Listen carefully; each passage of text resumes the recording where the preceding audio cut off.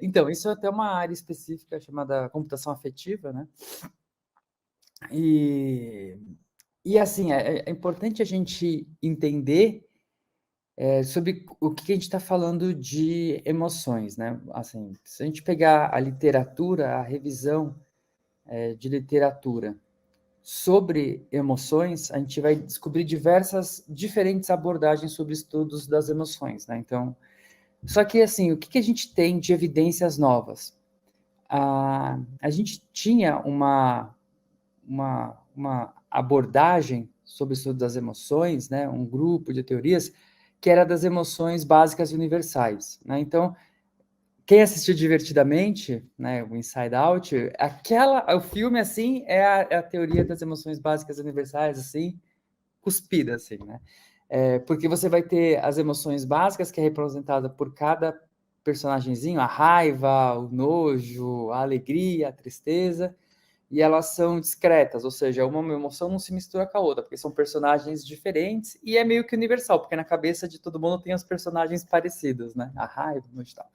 Essa é uma teoria que vem lá do Paul Ekman, da década de 60, né? Que ele trouxe essa ideia de que, ó, existem emoções básicas e são universais.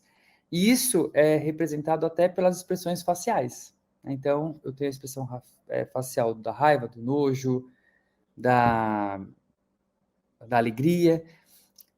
Isso foi um paradigma que guiou a ciência por décadas, e hoje, assim, as evidências mais recentes de neurociência, dão conta que, na verdade, não é bem assim, né? Não existe as emoções básicas, elas não são tão básicas assim, e o processo de experienciar a emoção é um processo de construção, né? Então, o seu corpo reage e você vai classificando isso muito de acordo com a sua cultura e de acordo com a sua língua.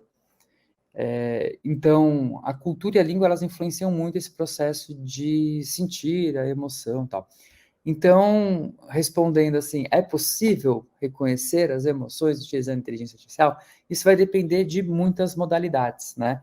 Porque, assim, o que se tem hoje, e é meio que um consenso, é que é difícil achar marcadores biológicos de reconhecimento de emoção, né? A expressão facial, ela pode ser um marcador? Cientificamente falando, não pode. Não pode, tá? Isso é muito difícil, porque, assim, mesmo os estudos laboratoriais em larga escala, eles mostram, assim, que a expressão facial, ela vai funcionar, assim, menos de 30% dos casos, né? Ou seja, é muito baixo. Porque isso vai variar de cultura, vai variar do tipo da sua expressão facial que você está fazendo, você pode fazer uma cara e estar sentindo outra coisa. Então, usar a expressão facial como um proxy para o seu estado mental é um erro, né? Seria uma coisa anticientífica. Só que as empresas estavam fazendo isso, né? Então, a gente até organizou, tem um evento da ONU que chama Internet Governance Forum, acontece anualmente, e o ano passado a gente ficou responsável por organizar o painel para discutir computação afetiva. E foi super legal, porque eu vou até indicar uma pesquisadora que tem um livro maravilhoso sobre emoções, que chama Lisa, Lisa mesmo, Barrett, aí é Barret, Feldman, né? Ela é uma das neurocientistas hoje mais fodas, assim, na área de emoções. Ela tá, só para ter uma ideia, ela tá no top 1% de cientistas mais citados do mundo, assim.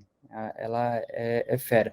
E ela tem um livro que é muito bom, de divulgação científica, sabe? Então, tipo, você não precisa entender neurociência e tal, ela vai meio que de uma forma didática explicando, que chama How Emotions Are Made, né? Como as emoções são feitas. Então, ela participou do nosso painel, participou também a Microsoft, né? Os pesquisadores da Microsoft e tal, e ficou meio que consenso que inferir a emoção humana a partir das expressões faciais é um erro. Tanto que a Microsoft mesmo removeu o seu sistema, né? Ele tinha um dos sistemas de computação afetiva mais bem sucedidos, mais bem vendidos, eles vendiam no mundo inteiro e eles removeram isso. Porque, primeiro que não dá para, eles não se tem a evidência científica que é possível fazer isso por reconhecimento facial, e um outro ponto é que a Microsoft treinava o modelo e vendia no mundo todo, e aí tem as questões culturais de cada país que poderia não ser localizado, né? Então, assim, respondendo a sua pergunta, só com a expressão facial ou tentando achar algum marcador biológico é muito difícil mesmo.